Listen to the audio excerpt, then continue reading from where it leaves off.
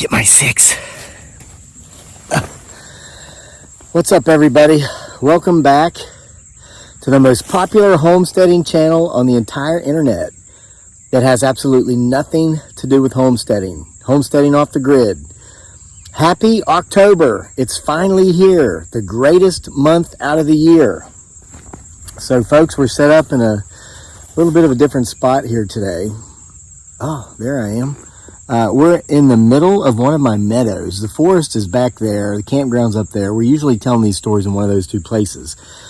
But I wanted to start October, the first story for October nights this year, right here in this meadow, because even though it doesn't love me, I love this goldenrod. And we can see some of the purple flowers. That's thistle. That's a poplar, but we've got a bunch of persimmon trees back here. Meadows during autumn, during fall, last of September, first half of October are so beautiful. I just wanted to start the stories here this year. So, like every October, for the last at least 4 years, I think, maybe this is the 4th or 5th year, every night we're going to be coming out here. Of course, it's still late afternoon now. And we're going to be reading seasonal stories from October Nights, Part 1. We might read from October Nights, Part 2. All of these books written by moi, available on Amazon and Kindle or print. The link's in the description box. You can get autographed copies from our Etsy store. That link's in there as well. And we're also going to be reading from the True Haunting series. Some of these stories are written by me, Lady Erie, the editor, and many of them, most of them, are submitted by viewers like you. And we've now published the 4th volume right here, just as of days ago, as of this recording. So since it's new, since it's hot off the presses, we're going to do our first October Nights reading from True Hauntings Volume 4. All right. So, there I am again. All right. We are going to start, we're going to kick off this October with the story submitted by viewer Jonathan Kennedy, a story called The Haunted Hollow. The Haunted Hollow, submitted by Jonathan Kennedy. And folks, we've already got stories coming in for True Hauntings Volume 5. If you want your story in there, email it to the channel. The email address is crazylake@mail.com. Just make sure to give us your permission to use your story for either the book or to be told on the channel or both, and we'll do so. The Haunted Hollow by Jonathan Kennedy. Hello, Kevin and Erie. Kevin, I've been watching your YouTube channel, Homesteading Off the Grid, for years. I love it, especially the scary stories. They are right up my alley, and I have one of my own that I'm submitting for you here. You have my permission to use it however you'd like. Personally, I would love it if you were to include it in an upcoming volume of your True Hauntings. I actually have autographed copies of the first 3, and I plan on getting an autographed copy of each volume that you make. I read them over and over. The stories never get old or any less spine-tingling than the first time I read them. So here's my story. And as you can see, Mr. Kennedy, it's in Volume 4. My family is originally from Kentucky, though I was raised and still live in Ohio. When I was a kid, we'd go back and visit my grandparents on my father's side for nearly a month. We had so much fun swimming in the rivers and hiking through the mountains. We'd go trout fishing and camping. Some of the best memories of my childhood are from those summers spent in Kentucky. When I was a teenager, my parents allowed me to take my best friend, Timmy, with us to Kentucky one summer. He loved it as much as I did. Since I was older and I had the company of Timmy, I found myself, along with Timmy, venturing out into the forests surrounding my grandparents' home further than I ever had. One time, we got out so far that we actually came upon a small community.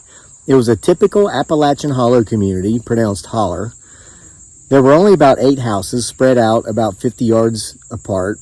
There was a road that came up the opposite side of the mountain that Timmy and I had scaled, and it ended just a little ways past the last house. Timmy and I watched in secret from the forest above the houses as some of the people who lived in this small community went about their day. I remember one old guy was splitting firewood with an axe in his yard. There were a few little kids playing some kind of game in the yard.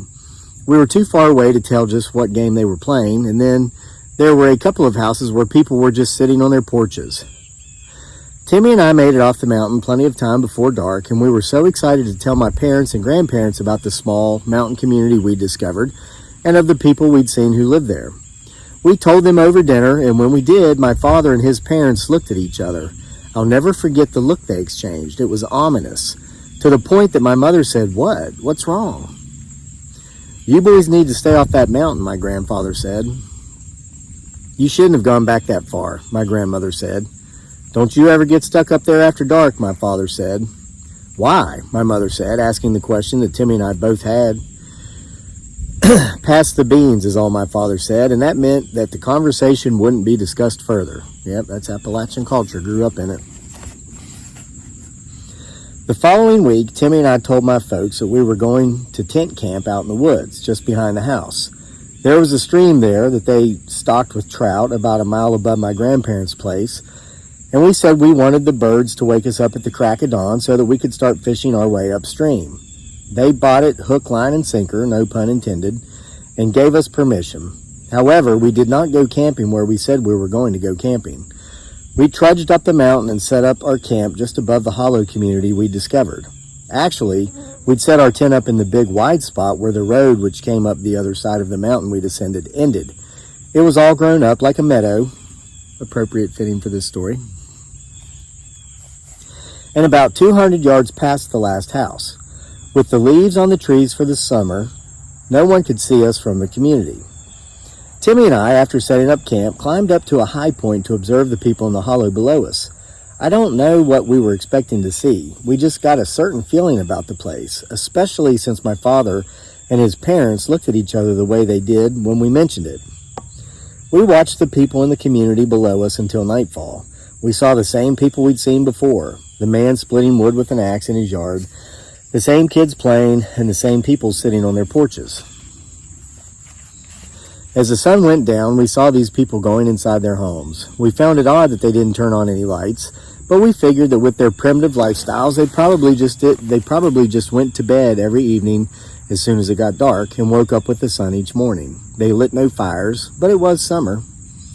With nothing to see here, as the cynics would say, Timmy and I returned to our campsite and went to sleep ourselves, but not for long. A short while after we'd fallen asleep, we heard the sound of footsteps, a lot of them. We unzipped the tent and peered out, and we saw what appeared to be all the people who lived up the hollow coming toward our tent. I could recognize the man who'd been splitting wood. There were the children who we'd seen playing in the yard and the people who'd been sitting on the porches. At first, Timmy and I thought they were going to call us out for trespassing, or perhaps let us know that they'd seen us spying on them and that they hadn't taken kindly to it. But we were wrong. As soon as the people got to the wide spot where the road ended, they vanished. Not all at once, but one by one. Timmy and I both rubbed tired eyes. It couldn't have been our imaginations, because we'd both seen the same thing, and imaginations can't work that way. We didn't sleep a wink for the rest of the night. It was too dark to go home. We were too far away to gallivant through the woods at night. We'd be sure to break a leg or worse. So, as terrified as we were, we waited until morning to pack up and leave, which we did, and we did not go to get a look at the hollow people. When we got home, Dad was waiting on us. He was reading the newspaper on the front porch. "Catch any fish?" he asked. "Nope," Timmy and I said in unison. "Hard to catch fish when you ain't fishing," Dad said, not looking up from his paper. Timmy and I said nothing, and then Dad said, "I knew where you were." Timmy and I remained silent. Dad neatly folded up his paper and then placed it beside him on the porch swing. "Figured I'd just let your curiosity get the best of you so you'd go see for yourself," he then said. "You wouldn't have believed me if I'd have told you."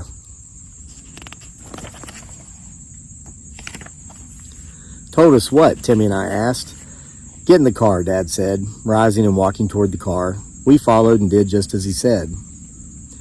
Dad drove down the road about 8 miles, and then he turned up an old road that you'd have to be looking for not to miss.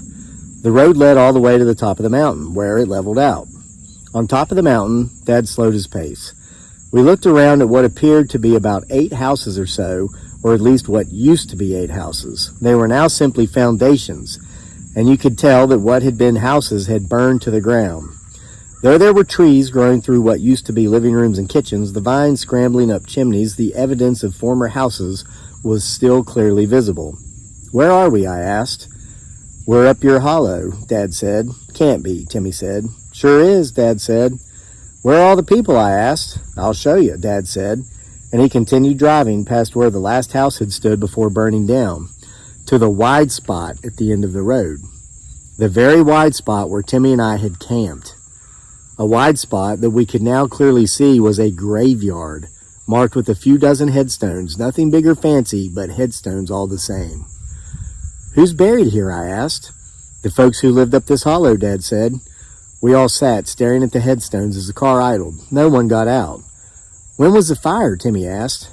"Back in the 1950s, Dad said. "I was a little younger than you boys are now. I remember it well."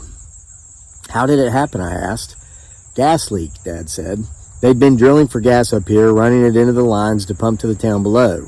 The ground was just cracked open in the wrong place, they say, and one of the fires in the fireplace of one of the homes set the whole kit and caboodle on fire. Whole community burned. Happened in the dead of the night, and there weren't any survivors." Timmy and I said nothing. Dad turned the car around, and we began heading back to my grandparents' place. Halfway down the mountain, I asked Dad why he hadn't told us this when we told him we'd found the community. "Like I said," he said, "I knew you wouldn't believe me unless you saw it for yourself." "And you never questioned us," Timmy said. "When we told you we'd seen people, why didn't you question us?" "Because," Dad began, "like I said, the fire happened when I was a little younger than you boys." We waited for Dad to continue. When he did, he said, "When I was just a little older than you boys are now, I came up here and I saw them too. The houses, the people, the man splitting wood and kids playing in the yard, the folks sitting on porches." "What did you do?" I asked. "I mean, you would have known what it was." "I never came back," Dad said. "Not until now. This is the first time I've been up this hollow in more than 30 years. "Kevin, I spent a few more summers going back to my grandparents' place in Kentucky. Up until they died, actually, when I was in college. Timmy never went back with me, nor did I ever go back up that hollow community again. Please keep up the great work you do with your YouTube channel and all of your writing. I'm particularly fond of your October Nights books. They make October so much more interesting. Your viewer, Jonathan Kennedy." The end. Jonathan Kennedy, thank you so much for your contribution to True Hauntings Volume 4. Again, folks, you can get 1 through 4, as well as the October Nights, Parts 1 and 2. There's 31 stories in here, one for every night of October. And since there's 2 volumes, get them both and read 2 stories for October and throw these on top of it. The link is in links for Amazon and Etsy's in the description box below. I hope you enjoyed our first evening of October Nights. Come back every single evening for the entire month of October. We're going to hear some spooky stories. Enjoy this, the greatest month of the year.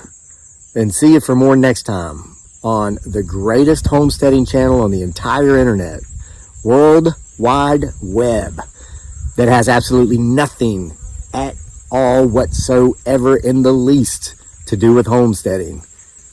Homesteading off the grid.